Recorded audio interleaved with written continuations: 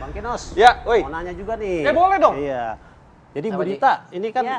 miara kucing banyak ini ada kendala atau hal-hal apa yang sulit gitu. Kadang Ya. kucing satu aja repot gitu. Apa Ya, ini ya. ratusan gitu. Ya, kendala paling berat mungkin memelihara ratusan kucing gitu. Ya mungkin yang paling terasa berat sih di pemeliharaan kesehatannya ya. Iya. Gitu. Kayak sekarang kita lagi musimnya ini wabah ini. Iya, Nah, iya, iya. virus pun seperti virus di kucing pun seperti Nah, itu. cara mencegahnya? Cara mencegahnya ya memang sebelum wabah itu datang, Ya. ya kita harus tetap menjaga kesehatan kucing Kebersihannya. dengan mensupport vitaminnya, Oh. dengan makanannya yang memang benar-benar bagus, benar-benar untuk kesehatan, menunjang kesehatan kucing-kucingnya. Dan memang kita juga harus siap menghadapi siklus itu. Ya itulah kebersihan kucing juga kan membersihkannya apa semua itu. Ya itu semua harus diperhatikan. Itu untuk meminimalisir kemungkinan jumlah kematian kucing di saat wabah. Karena memang di saat wabah itu jumlah kematian paling tinggi. Selama ibu pelihara kucing ini ada wabah yang membuat mereka mati sampai puluhan ekor. Iya, pernah saya kebetulan kurang lebih 4 tahun yang lalu dan terulang lagi tahun kemarin. Itu memang tidak sampai, ya itulah mungkin dalam 1 hari kita bisa ada 10 ekor. Ya, betul. Yang matinya tuh tidak karena tidak ada sebab, karena Sehat ya, padahal gitu. ya dia masih bersih, mungkin dia paginya masih lari-lari, tahu-tahu siang atau sorenya tiba-tiba. Nah, itulah dia tanda-tandanya. Tidak bisa makan. Ya itu usaha kita semua dengan seluruh karyawan di rumah Untuk mencegah itu untuk terjadi, mencegah ya. yaitu kebersihannya ditingkatkan, vitamin dan ya pasti isolasi untuk yang sudah kelihatan gejalanya. Ada yang dikirim ke klinik hewan juga untuk perawatan selanjutnya yang seperti itu. Lingkungan perumahan tadi yang memelihara kucing sampai ratusan itu, ada yang pernah komplain nggak sih sama Bu Dita atau mungkin keluarga sama tim kru segala macam mengganggu kenyamanan lingkungan? Pernah nggak? Alhamdulillahnya sih enggak ya, karena kita sebelum di Parung itu sudah sering dikomplain karena kita masih sebatas rumah. Jadi dengan pengalaman itu suami saya membangunkan yang di Parung itu dengan pengalaman bagaimana orang bisa komplain.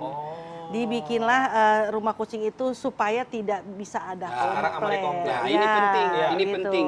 Jangan sampai hobi kita, kecintaan Mengganggu, kita ya. lalu mengganggu tetangga. Ya. Kalau sudah mengganggu tetangga dan kita cuek, Ya. itu namanya egois. Ya. Dan orang baik itu bukan karena cintanya kepada kucing lalu mengabaikan hak-hak bertetangga. Ya. Itu dosa. Harus ada Maka rasa pedulinya harus juga, ada ya. punya kepedulian. Ya. Misalnya betul-betul menjaga jangan sampai kotoran kucing ini betul. mengganggu tetangga. tetangga. Ya. Jangan sampai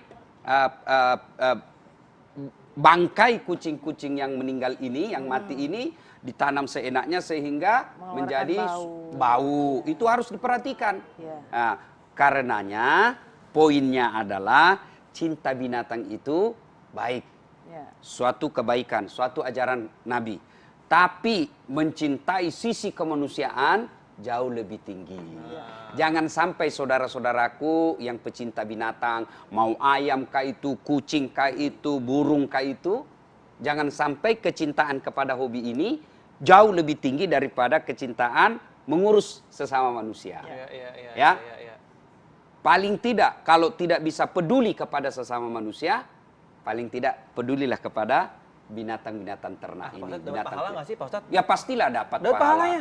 Menyingkirkan duri di jalan saja itu dapat pahala.